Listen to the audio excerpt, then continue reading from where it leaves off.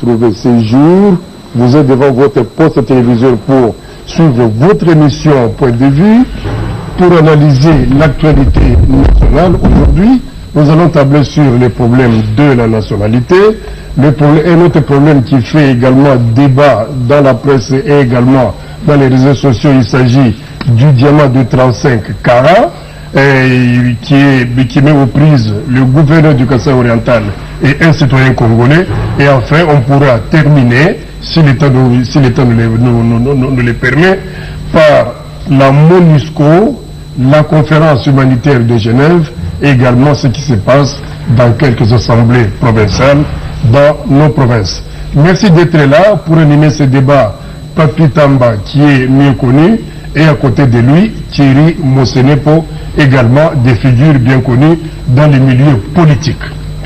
Alors, l'article 10, Thierry Mosenepo, de notre Constitution, est consacré au problème de la nationalité. Alors, une toute première question, pourquoi est-ce que les gens, les Congolais, préfèrent se déshabiller, permettez l'expression, de la congolité?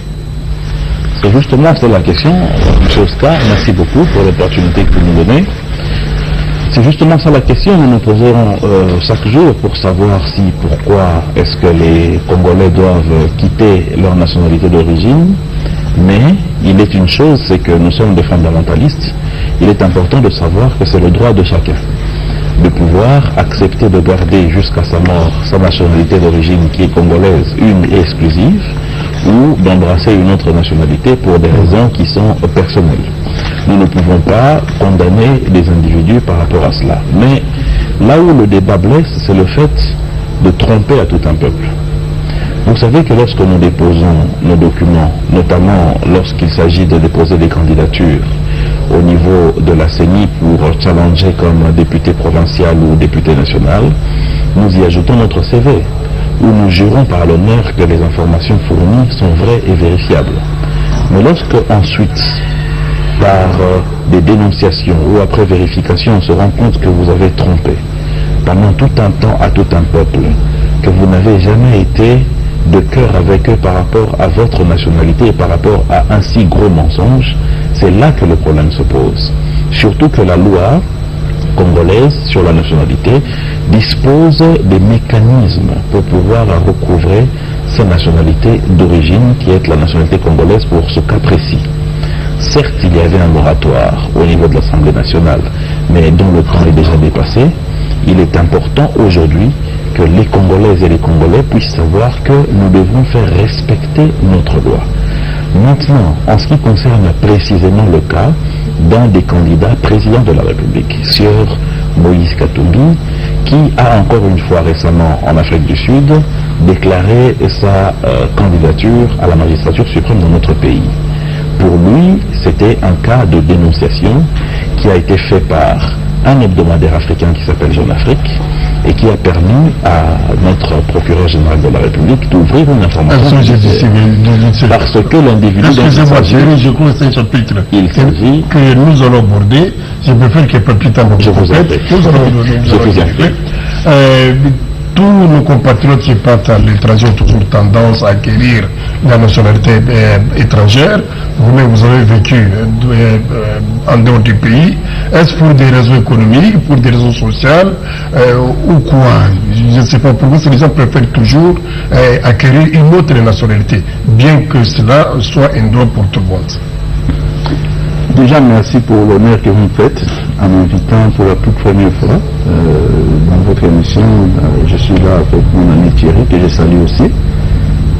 Lorsque les gens vont à l'étranger, il y a un premier problème qui se pose, c'est le problème des papiers, comme on aime l'appeler.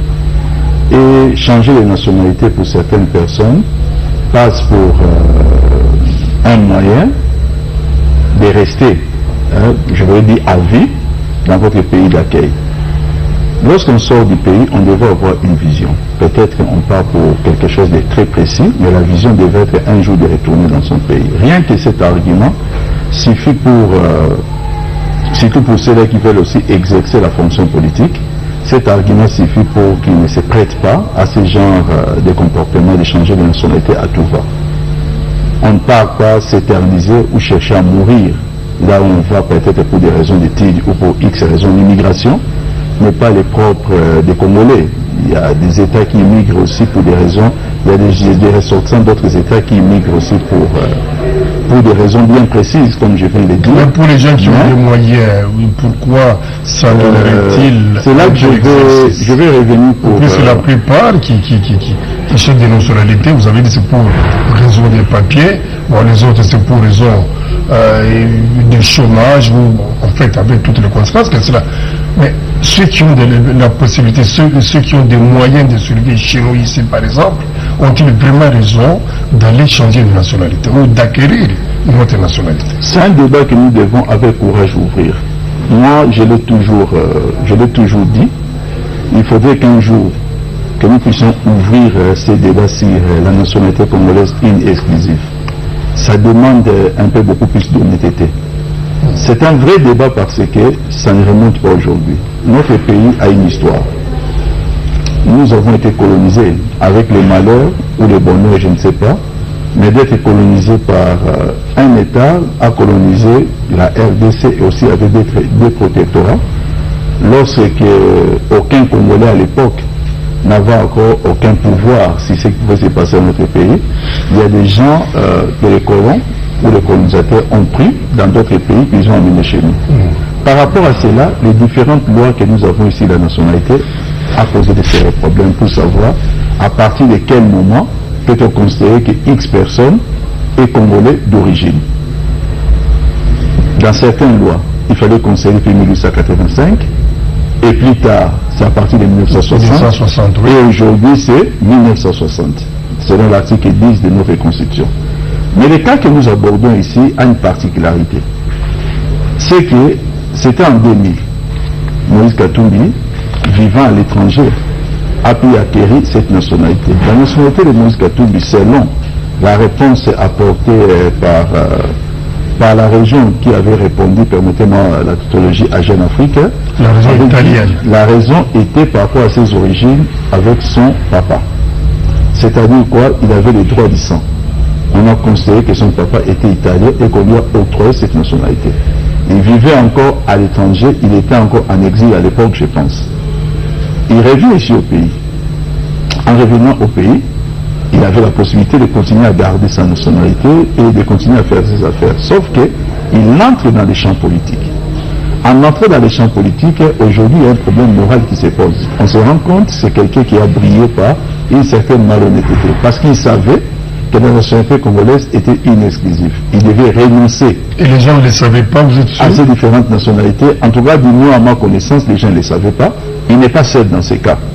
Nous devons le dire parce que nous avons connu des cas dans notre pays, par exemple, où quelqu'un a été nommé Premier ministre. Et c'est après sa nomination qu'il a renoncé à sa nationalité. C'est pourquoi je dis qu'il faut un véritable débat. Il faut un véritable débat parce que il y a des gens qui pensent qu'on s'acharne sur un individu. Non. Nous devons faire respecter cette disposition de la loi. Il faut réhabiliter le prestige de la nationalité congolaise d'origine. Nous devons respecter cela. Vous ne briguez pas certaines fonctions aux États-Unis d'Amérique. Vous savez, Arnold Schwarzenegger, il a beau être Arnold Schwarzenegger plutôt, mais il lui a été clairement indiqué qu'il ne pouvait pas briguer, par exemple, une élection présidentielle pour la simple et bonne raison, ça faisait que 25 ans qu'il était aux États-Unis d'Amérique. Même s'il avait la nationalité américaine, elle n'était pas d'origine. Donc ça ne voudra pas dire qu'on s'acharne sur un individu. Nous devons, petit à petit, crescendo, nous devons aller dans notre pays vers le respect des normes. Justement, il faut pousser la logique plus loin. C'est pourquoi je parle d'une réflexion en profondeur. J'ai parlé du cas d'un Premier ministre ici. J'ai dit que, et puis, pour les prochaines élections, et les élections plutôt, c'est une sonnette d'alarme que nous essayons de tirer aussi, parce que la CENI sera plus vigilante. Il faut savoir que le système chez nous, il est déclaratif.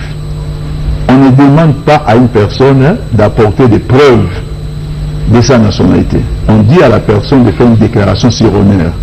Vous déclarez en disant que voilà, je suis congolais et je certifie que mes déclarations sont sincères et exactes. Et à l'appui, vous avez votre carte d'électeur qui n'est même pas une identité. C'est ce que vous avez à l'appui. Et pour obtenir la carte d'identité, on vous demande des éléments qui peuvent se limiter par des simples témoignages. Pour dire qu'il y a 3 personnes qui peuvent témoigner, vous l'avez. C'est toujours encore un problème. Nous devons réfléchir en profondeur. Ce qui est pour Moïse Katumbi, les gros problèmes se trouvent à des niveaux. Premièrement, c'est sur le plan moral, par rapport à ceux qui cherchent à exercer. On sera très mal à l'aise d'avoir un candidat sur le plan moral qui a menti sur un point de cette nature. Deuxièmement, sur le plan légal, c'est lui, Moïse Katumbi, en 2017, qui écrit, il prend l'initiative, bien entendu à travers ses conseils, d'écrire à l'Italie pour dire que j'ai renoncé à ma nationalité. Quoi de plus louable? Mais écoutez, c'est encore lui qui devrait à son tour recouvrer sa nationalité d'origine. Mais pourquoi avoir fait une chose, c'est-à-dire renoncer à sa nationalité, mais ne pas avoir fait la démarche pour recouvrer sa nationalité d'origine, comme l'a fait, non, c'est pas seulement s'arrêter à mi-chemin, c'est entrer dans la logique de défier les institutions. Le premier ministre Salim Badibanga, on a découvert par la suite qu'il était belge. Il a renoncé à sa nationalité et il a fait une procédure d'urgence pour recouvrer sa nationalité. Moïse Katumbi est dans une logique de défier les institutions.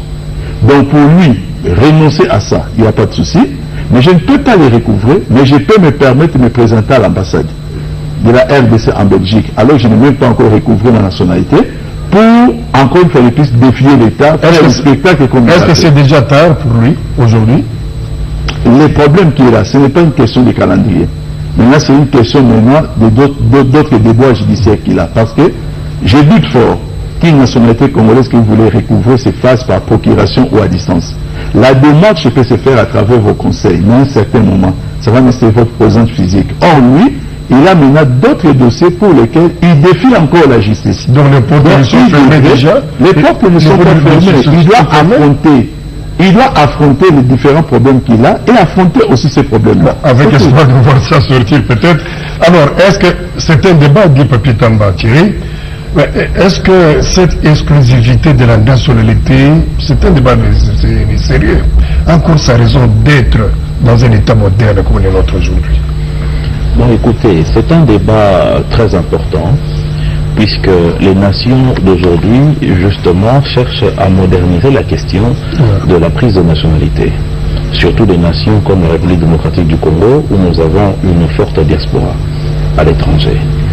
Il y a des propositions qui ont été faites, notamment la possibilité que la nationalité congolaise puisse être détenue concurremment à une autre par rapport à des accords internationaux. C'est-à-dire, la République démocratique du Congo peut signer un accord international avec la France pour dire que les Congolais d'origine qui auraient contracté la nationalité française peuvent garder toujours leur nationalité congolaise.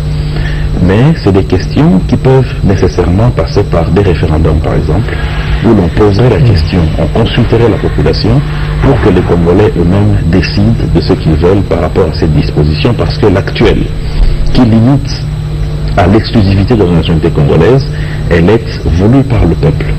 Donc, tout homme politique, tout acteur doit nécessairement ne suivre que ce qui est prévu par la loi congolaise et la respecter.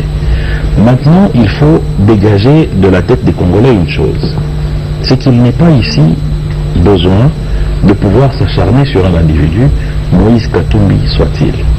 Nous, de la majorité présidentielle, sommes dans une logique des principes. C'est-à-dire que le principe cardinal, c'est le respect de la loi fondamentale congolaise, qui dit que la nationalité congolaise est une et exclusive. 2. Lorsque vous avez concomitamment détenu une nationalité congolaise, une nationalité étrangère, en ayant les éléments de la nationalité congolaise, c'est-à-dire passeport, carte d'électeur, vous avez concouru comme candidat, cela s'appelle de l'usurpation de nationalité. C'est une faute pénale, ce qui explique l'information judiciaire que le procureur de la République a eu à ouvrir de suite de la dénonciation qui a été faite par l'hebdomadaire africain. Donc, sur base de cela, il n'est pas question ici de personnaliser le débat. Le débat, il est général. Maintenant, chacun, à un moment donné, tombe dans le filet de la justice. Vous pensez qu'aujourd'hui en France, le seul ancien président à avoir tordu la loi, c'est Nicolas Sarkozy? Non.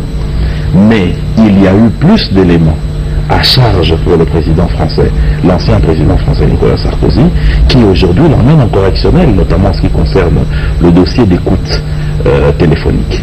Il y a un dossier aujourd'hui qui le met en examen par rapport à la corruption qu'il a eu supposément à avoir du régime libyen. Donc comprenez que la justice, elle n'est pas sélective, mais au moment donné, lorsqu'il y a une information judiciaire qui est ouverte par rapport à vous, ce n'est pas un acharnement, parce que certes au même moment d'autres commettent les mêmes erreurs, mais pour vous, il y a eu des éléments probants qui permettent à la justice de pouvoir actionner les choses. Donc nous sommes ici dans un cas où un individu qui veut briguer la magistrature suprême doit prêcher par l'exemple, comme l'a dit mon collègue Papitamba. C'est-à-dire, lorsque vous voulez être président de la République, dont le premier des citoyens, il y a quand même des bases qu'il faut avoir, notamment la vérité. Aujourd'hui que c'est prouvé que vous avez menti à tout un peuple, que vous avez dupé les lois de la République, vous devez d'une part répondre à cela, mais savoir aussi sur le plan moral que cela reste une tâche.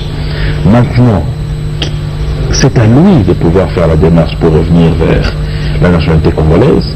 C'est à la CENI, au moment venu, de dire si sa candidature est recevable ou pas. C'est à la justice congolaise de pouvoir distribuer sa justice en sachant exactement quelle peine il encourt au regard de la loi pour la question d'usurpation de nationalité pendant 16 ans. Alors si c'est pas d'acharnement, comme vous le dites, et je crois que la CENI ou d'autres, ou le ministère de la Justice devront faire de même à l'intention de tous les candidats qui vont briquer à un quelconque poste dans ce pays. Puisque déjà, évidemment, je ne fais pas tellement foi à la rumeur, ni aux réseaux sociaux par exemple, il y a des listes qui circulent avec les noms de personnes, de quelques personnalités qui détiendraient une deuxième ou une troisième nationalité. Je vous répondrai à deux volets. On ne peut pas s'arrêter à... Je vous répondrai à deux volets, pour dire à trois volets. Premièrement, c'est que ces questions brûlantes d'actualité relatives à la nationalité nous interpellent tous sur ce dossier relatif à la nationalité, puisque nous avions à l'époque eu ce moratoire qui a permis à certains compatriotes de continuer à garder une nationalité concurrente à celle de la nationalité congolaise. Deuxièmement, c'est par rapport à un fait important, c'est que si aujourd'hui un voleur se retrouve pris la main dans le sac et qu'il est en train d'être jugé, est-ce qu'il doit en ce moment-là dire au juge, comme vous m'arrêtez, vous me condamnez, il faudrait qu'au même moment ici, vous allez chercher tous les voleurs qui sont en train de commettre le même forfait que moi à cet instant. Ce n'est pas un élément qui justifie que l'on puisse vous relaxer ou qu'on aille vers les autres. C'est-à-dire que selon les informations qui viennent au pied de la justice, par des enquêtes, par des dénonciations, que la justice fonctionne. Je vous donne un exemple. Il y a eu dernièrement les comptes offshore de certains responsables au niveau de France, de la Grande-Bretagne, où ils ont emmené leurs argents dans des paradis fiscaux pour échapper au fisc de leur pays. La dénonciation est partie d'un journal. Et le journal qui a son site internet, qui s'appelle Mediapart, a publié l'information qui venait des banques suisses et des îles Vierges. Et c'est sur base de cette information, de cette dénonciation, que les tribunaux de France et de Grande-Bretagne ont commencé à enquêter sur les listes qui étaient publiées. Mais est-ce qu'avant cette dénonciation, cela ne veut pas dire que la justice n'était pas justice? Ça signifie qu'il y a des éléments matériels qui ont poussé la justice à aller vers tel ou tel autre individu. Monsieur Cahuzac, par exemple, qui a même été forcé à démissionner pour ce dossier, n'a pas dit, écoutez, je ne suis pas le seul à avoir de l'argent dans les paradis fiscaux, attrapez tout le monde. Non, il était, lui, interpellé puisque la dénonciation a commencé par lui. Et ensuite, la justice a poussé plus loin. Alors, est-ce qu'il est permis à un gouvernement de demander des renseignements à un autre gouvernement sur la nationalité des ressortissants vivant dans ce pays? Est-ce que, je ne sais pas, en droit ou dans les relations internationales? Ça dépend des cas et des besoins et des motivations de la justice qui, en ce moment-là, aurait besoin d'une certification quelconque. Des commissions rogatoires peuvent être portées par la justice vers un autre pays, ce n'est pas interdit. La justice peut se renseigner sur des individus. D'autres individus aussi peuvent aller dénoncer, c'est ce qu'on appelle une dénonciation. Par exemple, moi, je peux savoir que tel candidat président de la République a double nationalité, je vais auprès du procureur général, je lui écris pour lui dire, écoutez, j'ai telles informations, regardez bien le cas de ce monsieur. Et en ce moment-là, le PGR qui se retrouverait devant une dénonciation comme ça, va chercher la vérité avec les instruments qui sont les siens. Alors, mais Papi Tamba, notre constitution doit également, vous avez dit ça tout à l'heure, doit quand même ouvrir le débat, puisque cette façon de cloisonner les Congolais dans une seule nationalité, en fait, bloque quelque part le développement. Tous nos compatriotes, par exemple, qui sont à l'extérieur, ont leur âme ici, puisque leurs parents se trouvent ici. Ils contribuent d'une façon ou d'une autre au développement de ces pays. Mais pourquoi alors ne pas casser ces problèmes d'exclusivité de manière à ce que quelqu'un qui a 2 ou 3 nationalités puisse également avoir des droits civils et politiques dans ces pays ici? Les Congolais doivent très courageusement sortir de cette hantise. Les problèmes, je vous ai dit, c'est lié à notre histoire. C'est beaucoup plus dans la partie est de notre pays. Oui, on peut casser voilà, je dis nous devons assumer, nous devons nous assumer. C'est vrai, je demande à ce qu'un débat à ce sujet soit ouvert. C'était déjà vers les années 20, les années 30. Il y a eu plusieurs émigrés, des gens qui aujourd'hui peuvent revendiquer la nationalité congolaise, mais qui ne sont pas venus leurs propres fêtes, qui n'ont pas aussi été invités par les Congolais, mais qui sont venus par rapport à, qui sont venus plutôt parce que les colons les a, personnellement l'expression, transportés ici. Alors il s'est posé un problème. La première question, c'est quel devait être le point de départ pour considérer la nationalité congolaise d'origine. Nous avons eu plusieurs textes de loi par rapport à ça, et même dans certaines constitutions. Vous allez vous rendre compte que c'était, je pense, en 82. Une loi sera modifiée, la loi sur la nationalité de 72 ou 71 a été modifiée pour un cas. C'était encore Mobutu au pouvoir. Juste parce que c'était à l'époque de Bisséguiman la liberté des cabinets chefs de l'État. Vous savez ce que cela a créé.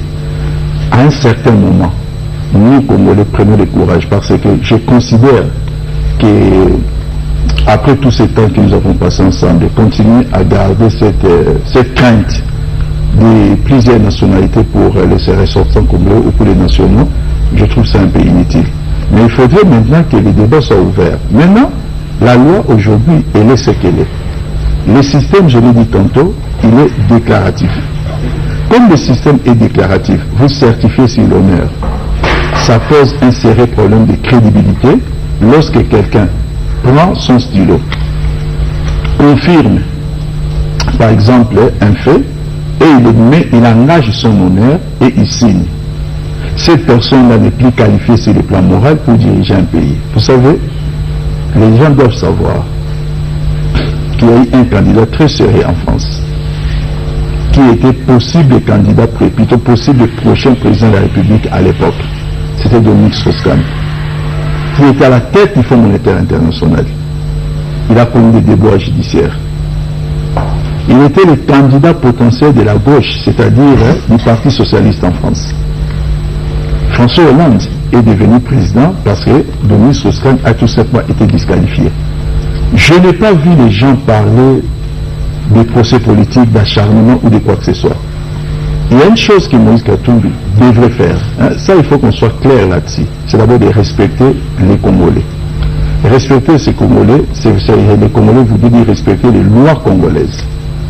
Lorsque vous respectez les lois congolaises, vous n'allez pas entrer dans une logique de défi. Vous ne défiez pas les institutions qui sont là pour dire la loi.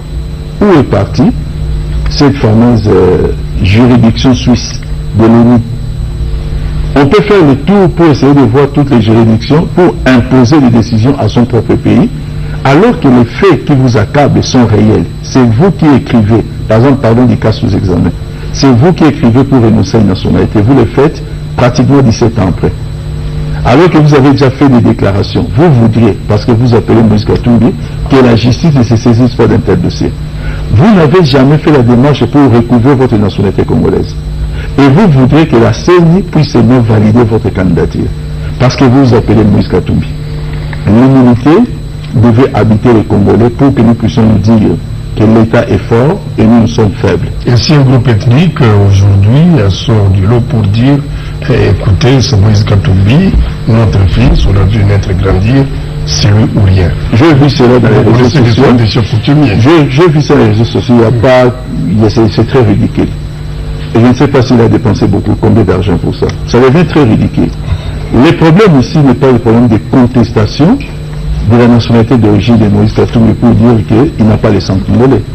Le problème, c'est qu'il a perdu cette nationalité d'origine de son propre fait. C'est le problème de la recouvrer. C'est-à-dire, quelqu'un peut venir dire que je l'ai vu dans telle maternité. Il est né là-bas. Ok, monsieur, on a établi le document d'état civil. Je connais ses ancêtres. Ok, ça établit qu'il est de ce pays-là. Mais un jour, il a renoncé à cette nationalité d'origine en empruntant une autre nationalité parce que la nationalité congolaise est une et exclusive. L'a-t-il recouvré? Voilà le débat. Je ne sais pas, bon, je ne suis pas de leur équipe de communication, mais à un certain moment, il y a des choses qui se font qui frisent un peu les ridicules. C'est là que je me permettrai un peu, vous savez, je connais le sérieux d'abord de la chaîne et de vous-même ainsi que des journalistes qui travaillent ici. C'est là que je me permettrai peut-être d'aborder un sujet d'actualité pour dire que j'ai vu certains journalistes en Afrique du Sud avec Moïse Katumbi. Devant un journaliste, il brandit son passeport. C'était après que nous ayons déjà su ce qui s'est passé. Il brandit son passeport congolais, d'abord qui n'est pas biométrique, donc nous avons dit que c'est un passeport qui est déjà, qui n'a plus cours légal. La personne brandit le passeport devant un journaliste et qui lui pose même pas la question comment avez-vous traversé les aéroports avec un passeport qui n'a plus cours légal. Le métier du journalisme, et surtout quand il devient de nos amis qu'on appelle journalisme engagé, ça devient un métier où la raison est enveloppée par l'irrationalité parce qu'il y a des coups de billets verts. Et ça devient dommage. Ça commence à ternir la profession des journalistes et aujourd'hui peut-être que nous pourrions aborder les billets verts dont on n'a souvent pas de la preuve. Bon, alors, Thierry, je ne vous laisserai pas peut-être je ne laisserai pas peut-être dire qu'on n'a jamais la preuve. Non, vous savez, il y a ce qu'on appelle la charge de la preuve. La charge de la preuve incorpore non pas seulement la preuve en elle-même, mais aussi des indices concordants. Il y a des indices. Il y a des indices concordants qui peuvent laisser penser. Et vous savez, nous, en droit pénal, on dit que la meilleure preuve, c'est l'aveu. Face aux aveux, qu'est-ce que vous pouvez dire encore? Vous allez résister à un aveu? Alors Thierry, on va clôturer ce chapitre de nationalité avec vous. Vous avez peut-être quelque chose à compléter. Alors dites-moi, pourquoi est-ce l'ignorance de la loi ou d'autres motivations qui poussent les Congolais à acquérir d'autres nationalités et la cacher quand ils viennent ici? Oui, mais écoutez, parce que il faut reconnaître une chose, c'est que les Congolais sont généralement souverainistes. Et que ça passe toujours un peu mal le fait d'avoir échangé sa nationalité d'origine par rapport à une autre, plus pour des raisons sociales, des raisons économiques. Ça a été le cas généralement durant la Deuxième République, ce qui a fait que la plupart de nos compatriotes ont eu à avoir cette deuxième nationalité. Mais aujourd'hui, en rentrant ici, ils connaissent la loi. Aujourd'hui, ils connaissent la loi, la plupart d'entre eux d'ailleurs. Ceux qui sont encore vrais envers eux-mêmes prennent le visa au niveau de nos ambassades. D'ailleurs, c'était parmi les motivations du ministère chargé des Congolais de l'étranger de pouvoir octroyer des cartes Okapi aux Congolais d'origine qui, aujourd'hui, auraient ouvertement dit qu'ils ont une autre nationalité par rapport à la nationalité congolaise. Donc c'est pour dire que pour ces compatriotes-là, il faut que l'on réfléchisse sur une possibilité de leur épargner, par exemple, l'obtention de visa pour venir ici dans leur propre pays. Mais au-delà de cela, la loi reste la loi. Et nous avons l'obligation de la respecter au moment où elle nous est présentée, surtout qu'elle est l'émanation de la volonté du peuple inscrite dans la loi fondamentale. C'est-à-dire que la nationalité congolaise est une et exclusive. À ce moment-là, s'il faille discuter sur des changements par rapport à cette disposition, nous allons le faire. Elle-même, la loi fondamentale, prévoit des mécanismes pour qu'il y ait ces changements. Mais au-delà de cela, en ce moment, nous devons la respecter telle qu'elle est, qu'on l'aime ou qu'on l'aime pas. C'est-à-dire que lorsque vous avez acquis une autre nationalité, automatiquement vous perdez la congolaise. lorsque vous renoncez à la nationalité que vous aviez acquise, au-delà de la nationalité congolaise, vous devez faire des démarches au niveau du ministère de la Justice pour qu'il y ait un arrêté qui vous redonne la nationalité congolaise, comme ça a été le cas de quelques autorités que nous avons citées ici au début de l'émission. Donc, pour ceux qui veulent aujourd'hui recouvrer la nationalité congolaise, le chemin est clair. C'est des procédures légales qui sont inscrites dans la loi sur la nationalité congolaise. Ils n'ont qu'à suivre cela et ils vont recouvrir leur nationalité calmement. Voilà, deuxième chapitre dans cette émission, nous allons évoquer cette histoire qui risque de salir la majorité, puisque partie des encadres du PPRD. Je vais parler de l'histoire du diamant qu'aurait confisqué, je parle bien au conditionnel, Heureusement d'ailleurs. le gouverneur Ngoué Kassanji, et caché quelque part. Donc, en fait, on ne connaît pas la suite aujourd'hui. Je soulève cette question avec vous, Papi Tamba, puisque vous avez beaucoup écrit dans les réseaux sociaux. Je préfère d'abord que vous puissiez nous donner l'originalité de cette histoire. Et d'ailleurs, vous savez, il y a un des confrères qui doit être Tiamay à partir avec la justice. Aujourd'hui, Eliezer, à cause de ces problèmes. Vous avez beaucoup écrit à propos de cette histoire, beaucoup de répliques, et bien des consorts. Je vous ai lu attentivement, mais dites-nous un peu le fondement de l'histoire, c'est quoi exactement? Je sais que vous n'êtes pas concerné, mais je dis bien que ce qui s'agit est un haut cadre, donc de la majorité, et évidemment, ce n'est toujours pas une bonne note. Vous savez, on s'est réveillés tous. On a suivi une vidéo. Dans la vidéo, il y a une famille qui serait partie voir votre confrère dont vous parlez et qui dénonce les faits en disant qu'il y a leur frère qui serait décédé et la cause de sa mort serait un diamant de 35 carats qui lui aurait été confisqué et lui mis à mort. Il va au-delà pour parler d'une histoire tellement invraisemblable que lorsqu'on a un peu la gigote, on a du mal à croire à ce genre de choses avant même de creuser. Un gouverneur, Angeli, qui récupérait les gens sur les tarmacs avec des diamants, qui conduisait les gens quelque part vers la campagne, qui distribuerait des coups à ces gens-là, qui entretenait les gens qui fumaient du chanvre, ça devenait un peu trop, les costumes devenaient très grands. On y a pris une seule histoire, ça devenait plusieurs histoires et on racontait des histoires. Bon. Jusque-là, nous l'avons découvert et il y a une chose qui a fait un titre dans notre intelligence, c'est le fait de savoir que l'histoire remontait à plus d'un an, mais aucune trace dans la justice, aucune.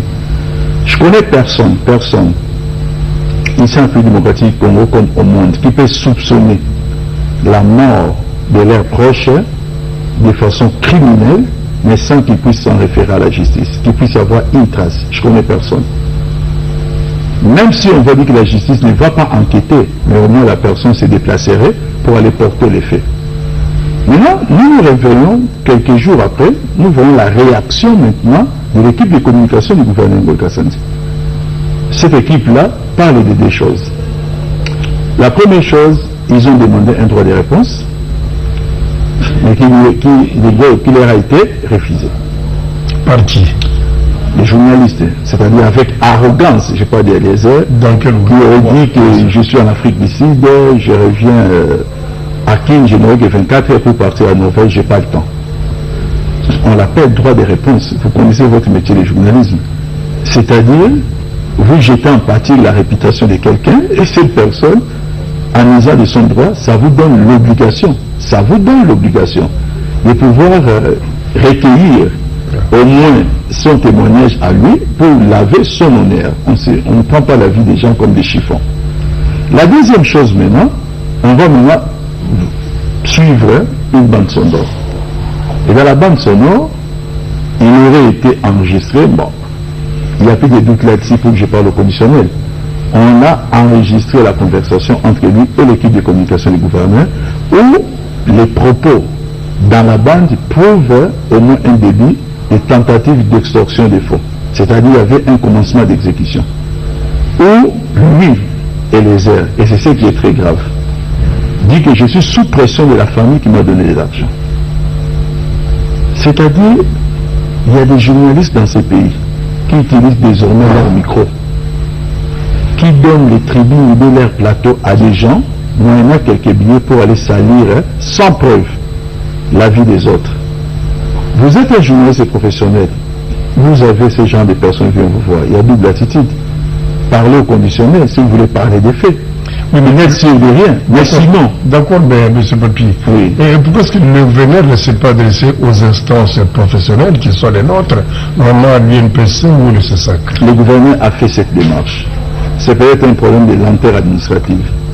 Ça faisait plus d'un mois. Et ce qui est quand même grave, Ndeko Eliezer, comme nous l'appelons, dans peut-être son arrogance légendaire, ne s'est même pas permis une seule fois de réparer son tort. Pendant qu'il s'agit que le gouverneur avait saisi les instances de la presse habilitées pour prendre ce genre de sanctions, il avait la possibilité au moins de s'expliquer ou même de reconnaître certaines choses. Non, il a brillé par l'arrogance. Et vous savez, quand on est moins à Kololupan, comme c'est dit, on est au-dessus de la loi. Ça a toujours été. Moi, je pensais qu'il le disait simplement, mais je me suis rendu compte par après qu'il le croyait. Parce que chaque fois, il disait que vous ne pouvez rien me faire. Vous savez, la justice, elle est là pour nous tous, elle est opposable à tout le monde. Le gouverneur a seulement conseillé que sa patience avait des limites. Et il a saisi la justice. C'est un justiciable comme vous et moi. Nous parlons de quoi? Nous parlons non pas seulement d'un gouverneur qui a la charge de plusieurs Kassaïens du Kasaï central. C'est sa tête qui est le premier citoyen du Kasaï central, mais nous parlons aussi d'un père de famille. Mais dites-moi, mais où se trouverait le diamant en question aujourd'hui que nous parlons? Vous savez, avant de répondre à votre question, il y a un argument très ridicule que j'entends souvent. Il y a des gens qui disent que tous les diamants du Kasaï central sont confisqués par le gouverneur de Kassanji. Rien ne peut sortir du Kasaï central si le gouverneur, lui, ne met pas sa main. Moi et Thierry, mon ami, nous nous sommes rendus, je pense, 2 fois au Kasaï central, c'est-à-dire à Mbujimai. Nous avons vu des comptoirs de diamants. Kasaï oriental. Kasaï oriental, excusez-moi. Nous avons vu des comptoirs de diamants. Et dont un comptoir n'appartenait même pas aux Congolais. Ça appartenait aux Libanais. La question que je me suis posée, à qui appartient encore ces comptoirs? Et ces comptoirs-là, ils sont là pour acheter quoi? Deuxièmement, moi je connais personnellement des amis qui font le trafic, ça ne dit pas le trafic, mais qui font la vente des diamants, de Mbujimai ou même dans certains coins, qui viennent les vendre à Kinshasa ou bien en Europe. C'est leur travail, c'est leur activité. La question que je me poserai, où trouvent-ils ces diamants? Je n'ai pas vu en Mbujimai une queue, c'est-à-dire des gens faire plusieurs mètres en attente pour dire que nous venons acheter des diamants en Mbujimai et nous devons nous rendre tous au gouvernorat parce qu'il y a une seule personne qui vend les diamants ici. C'est une accusation un peu ridicule. Non pas seulement ridicule, mais c'est fondé peut-être sur la haine. Dans notre pays, nous avons un défaut. On aime toujours faire la guerre à ceux qui font les ménages à la maison. Alors, c'est une Maintenant, affaire, pour parler de cette affaire des diamants de 35 ans, oui. La preuve ou la traçabilité d'un diamant de cette valeur ou de cette nature ne peut pas plutôt émarger les services de l'État. Les services de l'État qui réglementent ce genre de choses. Vous savez, les diamants aujourd'hui sont tellement réglementés. La famille du propriétaire est en train de chercher ces diamants. Je suis en train de vous dire ceci, que pour que ces diamants sortent du pays, il faut une certification. Vous ne sortez pas avec un diamant, les 35 carats de l'aéroport ou comme ça sans certification. Et la certification, il y a un service de l'État qui les fait. Les diamants sortent scellés, certifiés. Et puis deuxièmement, un diamant vendu en verse de cette nature, il y a en Anvers une certaine organisation de diamantaires où vous n'avez même pas besoin de vous compliquer la tâche pour savoir qui a vendu et qui a acheté. Donc si réellement les problèmes se posent à ce niveau-là, alors dans ce cas ça devient plus grave. C'est-à-dire avant d'avoir les éléments, on accuse. Or on devait accuser une fois qu'on a les éléments. Or la démarche maintenant est différente. Ça veut dire qu'on cherche des éléments après avoir accusé. Je vais dire à ces amis qui se disent journalistes engagés, qui sont en train de s'affoler autour de cette affaire, qui gardent leur calme pour ne pas perdre la crédibilité de leur travail. Un journaliste engagé, je vais finir par là, oui. Un journaliste d'investigation, c'est quelqu'un qui vient avec des révélations après avoir fait des enquêtes. Or ici, ils nous disent qu'ils vont faire une enquête, mais après avoir fait déjà quoi? Des révélations. Maintenant, je vais me poser la question, sur base de quoi reposer maintenant les révélations? Thierry, est-ce que le gouverneur Bokassa-Jiri ne pouvait pas résoudre ces problèmes autrement au lieu de bruiter ça au niveau de la justice face à un confrère, un journaliste qui n'a fait que son travail avec les éléments qu'il avait à sa disposition? Aujourd'hui, il serait en prison pour un problème qui serait peut-être réglé autrement. Non, je pense, monsieur, qu'il ne faut pas ici parler de gouverneur Ngoï Kassanji. Il faut parler de monsieur Kassanji qui, au regard de la justice, est égal à monsieur Eliezer. Il y a des droits et des devoirs dévolus à tout un chacun par la justice congolaise, et c'est sur base de cela, sur base de ces droits, que monsieur Kassanji a apporté sa plainte au niveau des instances judiciaires pour qu'il puisse être lavé et dédommagé des torts qui lui ont été affligés par des révélations qui aujourd'hui sont jugées mensongères de la part de Sieur Eliezer. Il ne faut pas ici, parce que vous avez commencé votre question par une allusion faite à la majorité présidentielle, lier cela à notre famille politique. Parce que même si ça aurait été un individu qui aujourd'hui appartiendrait politiquement au courant opposition, il serait justiciable et aurait demandé réparation auprès de la justice congolaise, comme qu'il le fait aujourd'hui M. Kassanji. Donc ça n'a rien de politique. Ça c'est de un. Deuxièmement, il faudrait aujourd'hui questionner la déontologie journalistique pour savoir si les normes ont été respectées, pour dire que le travail a été fait selon les normes, simplement, sans atteinte. Il y a la loi sur la dépénalisation des délits de presse qui n'a pas encore été promulguée. Donc ça signifie qu'un délit de presse aujourd'hui est jugé sur le plan pénal également, en dehors du plan civil. Donc vous êtes poursuivable lorsque, par exemple, vous diffamez. Maintenant, lorsque l'on regarde sur le plan déontologique, est-ce qu'il y a eu juste un reportage, une interview, ou carrément une émission où on a passé à tabac un individu? On se rend compte que ça a été le cas. Donc en ce moment-là, nous sommes en face non seulement d'un auteur intellectuel qui est aujourd'hui assimilé aux coupables qui ont porté accusation sur le gouverneur et à qui on a aussi porté plainte, mais c'est par vous que le mal est venu, puisque si vous n'aviez pas diffusé cet élément qui porte des mensonges, si vous alliez vérifier votre information, ce qu'on appelle les recoupages, si vous n'avez pas fait la critique historique sur les éléments qui vous ont été apportés par les invités de votre émission, vous ne seriez pas tombé dans ce genre de calomnie. Donc nous sommes dans un cas de figure où un individu qui s'appelle Alphonse Ngoï Kassanji s'est retrouvé calomnié par rapport à un journaliste qui s'est permis malheureusement d'utiliser son micro et son plateau pour distribuer la culpabilité ou la non-culpabilité de quiconque. Vous savez, au-delà de cela, M. Oscar, il faudrait que l'on sache une chose. Il y a une certaine tendance qui commence à habiter notre média depuis quelque temps où, parce qu'on est journaliste, on se dit du quatrième pouvoir, on se permet, par exemple, lorsque dans un quartier on arrête un quidam qui était aux alentours d'un endroit où il y a eu casse ou vol, le caméraman et le reporter arrivent et disent tout haut que cet individu qui a été arrêté est coupable. C'est-à-dire, la présomption d'innocence en jette à l'eau, on se fait juge de ce qui se passe dans la société. Cela est inacceptable.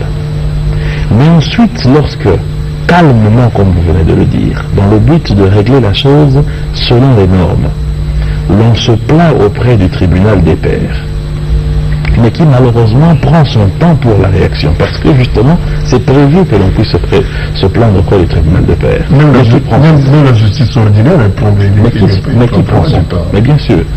Mais lorsqu'ensuite, le droit de réponse n'est pas assuré, qui doit se faire proportionnellement à ce qui a été commis comme dégâts auprès de la personne, c'est-à-dire le même timing et de manière gratuite par rapport aux réponses ou aux éclairages qu'elle doit apporter. Lorsque tout ça n'a pas été respecté, il est tout à fait normal qu'un individu puisse se présenter devant la justice, non comme étant membre de la majorité présidentielle, non comme étant gouverneur d'une province, mais en tant que Congolais qui demande à la justice de son pays de pouvoir le remettre dans ses droits. Voilà. C'est comme ça qu'il faut prendre l'affaire. Merci. Que la justice fasse son travail. Oui, une minute, on passe à une autre chapitre. Voilà, juste une minute. Moi, personnellement, j'ai fait les frais plusieurs fois. Les heures dans les émissions publiques où il s'est lancé à affirmer des choses. On ne vient pas parler... non, je voulais dire ceci. Non, donc permettez-moi. Je lève juste une question, puis ça fait grand Ce que je veux dire est important. Oui. C'est-à-dire quoi? Je n'en ai fait aucun cas par rapport à ces accusations. Mais la particularité de ces dossiers, c'est parce qu'il implique des faits criminels. Personne dans la vie ne peut être à l'aise qu'on le présente pour un tueur d'homme à cause de son diamant. Voilà. C'est comme vous, M. Oscar, un jour, même si c'est un confrère journaliste, qui affirme que vous avez violé une jeune fille de 12 ans, vous se sentirez tellement sale, même par rapport à votre propre famille, que vous allez user de vos droits. Que les Congolais comprennent seulement cet aspect des choses. Il y a une victime qui s'appelle aujourd'hui Ngoï Kassandi, et les journalistes engagés qui essaient de suivre la discussion confirment que réellement ils se sont lancés des accusations puériles sans fondement parce que c'est aujourd'hui qu'ils disent qu'ils vont aller à la recherche des éléments. Voilà, merci beaucoup, c'est bien noté. Je disais tout à l'heure que l'affaire est entre les mains de la justice. On en saura et on en connaîtra la suite dans quelques jours certainement. Dernier chapitre, je crois que nous allons terminer par là, puisqu'il nous reste encore quelques 5 minutes. Refus du gouvernement de participer à la conférence des donateurs de Genève à l'intention de nos frères qui sont sinistrés. Est-ce un problème tout de même? Ce n'est pas la non-assistance en personne en danger. Non, vous savez, je suis tellement souverainiste et tellement congolais que vous avez parlé des 2 sujets vers la fin et vous évoquez qu'on n'a plus assez de temps, que je vais me permettre quand même de répondre à une question à poser. Moi je suis tellement congolais que certaines critiques internationales, si certaines prises de position de mon pays, ça ne m'affecte pas trop. Parlons de l'Assemblée provinciale au niveau du Congo central, de ce qui s'est passé les jours de l'ouverture. Là encore les réseaux sociaux sont en train de faire ce que on doit vraiment à un certain moment commencer aussi à pénaliser.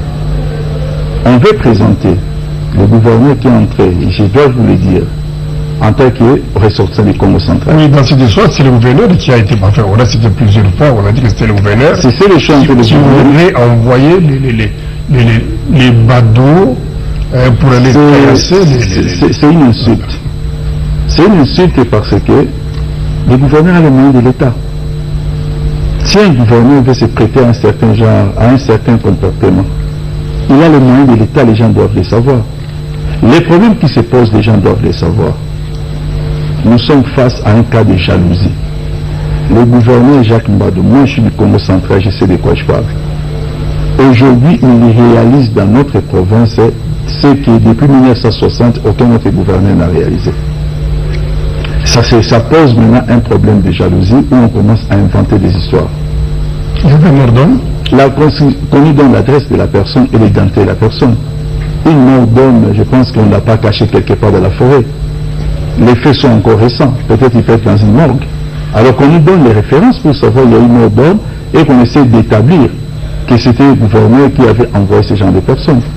C'est mal connaître la personne que le gouverneur se prête à ce genre de jeu. Pourquoi? Le gouverneur n'a pas de problème avec les députés provinciaux au Congo central. Ce sont eux qui l'ont élu. Ils ont élu le gouverneur, bien entendu, la tendance est toujours majoritaire, on ne va pas dire tous les députés provinciaux, mais on l'a élu à un moment où peut-être personne ne lui donnait sa chance d'être élu. Aujourd'hui, il se pose un problème dans 5 à 6 mois. Le gouverneur veut rendre encore aux Matadiens les stades de Lumumba. Le gouverneur vient d'obtenir, au moment où nous sommes en train de parler, la possibilité de finir les travaux déjà entamés, que lui n'a pas entamés. c'est son prédécesseur qui avait entamé ces travaux, mais que lui vient finaliser. Il vient d'obtenir, je veux dire, le dernier virage des moyens qui manquaient. Alors cela a fait que certaines personnes, pas tous les députés, je suis en train de vous dire, mais ont voulu à ce qu'il puisse y avoir des affectations de cette somme-là pour priver à la population les bijoux que les populations attendent de la part du gouverneur. Ça devient, à un certain moment, ce genre de comportement, ça commence à friser un peu certains esprits. Jacques Mbad aujourd'hui vient de construire environ 1500 km de route de dessert agricole. Et il y a 500 km en vue pour essayer de reconstruire. Moi, je vais parler en tant que Matadien, en tant que quelqu'un de Congo central. Nous sommes suivis à Matadi. Je vais le dire en Kikongo. Au Congo central, et même dans le Wapangi, le député provincial. Membre de la province, donc ça c'est une tout yamutumosi. Ni Congo, bon nous sommes en membre na usala. Ba moyen que nous give. Il faut nous abayo. Ba moyen que vraiment nous give. Na usala ngolo. Na Congo central de un problème aussi. Problème de na yao, chaque fois que vous faites du cas usala ndimisa tout. Anu wa usala qui mon vote il faut nous tomber bazin na yao. Tout se mobiliser. Beto se mobiliser, beto se Rwanda, pembeni ya soutenir le gouverneur. Avec tout dans 6 mois. À un moment, c'est qui ça, à un moment, c'est stade de Lumumba. En effet, il y a plus de 1500 km, il y a un deal de cette agricole, à un bout de salaire. Et puis bientôt sont les élections aussi. Le problème, c'est quoi? C'est que les élections arrivent et personne ne pourra empêcher cette dynamique. Voilà, alors on termine avec vous, Thierry, sur la conférence de Genève. J'ai posé la question tout à l'heure. Oui, je reviendrai aussi sur la question du gouverneur, parce que finalement, ça en fait trop. Mais en ce qui concerne la conférence de Genève, je voulais vous dire que la RDC n'a pas refusé de participer à cette conférence. La RDC ne peut pas aujourd'hui que certaines nations amies veulent mettre la main dans la pâte pour soutenir nos compatriotes qui ont été molestés, tués et déplacés par le phénomène Kamila Sampou, rester sans solution. Mais plutôt la RDC se refuse d'être le dindon de la face de certaines ONG. La RDC émet des réserves et donne des conditions. Des conditions sur le fait qu'il ne faille pas aujourd'hui présenter le pays comme étant les pays sinistrés, cas de la Syrie, cas de l'Irak, qui sont en guerre et émiettés, mais plutôt qu'il y a un besoin humanitaire vers des déplacés qui ont été forcés de quitter leur logis à cause de l'insécurité.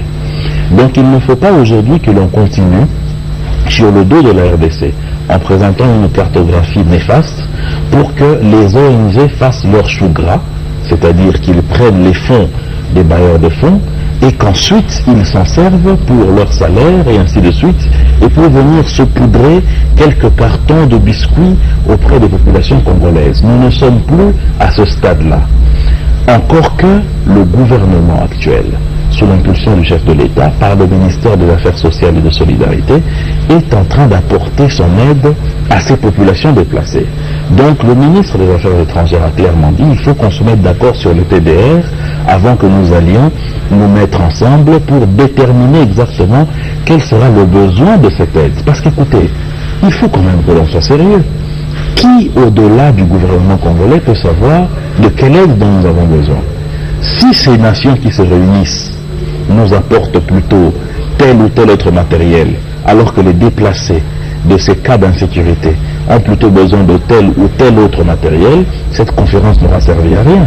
D'où l'importance que l'on se mette d'accord sur les termes de référence avec le gouvernement congolais et qu'ensuite nous allions tous aller participer à cette conférence. Donc ce n'est pas un refus pour continuer à faire souffrir nos compatriotes, mais plutôt un besoin de mise en forme commun autour des termes de référence de ces aides humanitaires.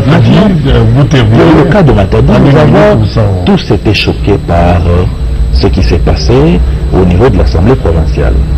Et je peux vous dire que si le gouverneur Jacques était coupable, il n'aurait pas aujourd'hui accepté qu'il y ait ou demandé qu'il y ait une enquête.